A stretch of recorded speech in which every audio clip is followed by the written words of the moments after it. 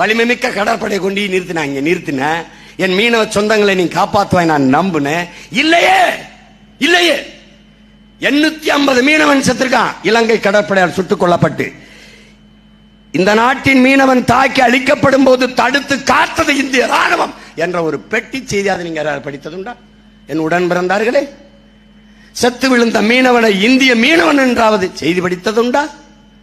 அவர் அந்த நாட்டு ராணுவம், அங்க கடற்படை ராணுவர்கள் யாரிடம் இருந்து யாரை பாதுகாக்க? இந்த கேள்விக்கு பதில் சொல். இந்த கேள்விக்கு பதில் சொல்லு. யாரிடம் இருந்து யாரை பாதுகாக்க பாதுகாப்பு பணி செய்து கொண்டிருக்குது? உன் நாட்டு குடிமகனை இன்னொரு நாட்டு ராணுவம் தாக்கி அழிக்குது, படகை பறிக்குது, அரசுடைமையாக்கி ஏலம் விடுது, வலையை கிரிக்குது. அப்பாவுக்கு முன்னாடி மகனை, மகனுக்கு முன்னாடி அப்பாவை நிர்வாணப்படுத்துது, தண்ணியை கொட்டி விட்டுருது. தண்ணின்னு கேட்டா பிடிச்சு வச்ச மீன்ல இருந்து சிந்திக்க கசிஞ்சு வர அழுக்கு மீன் ரத்தத்தை நக்கி குடியுங்குது.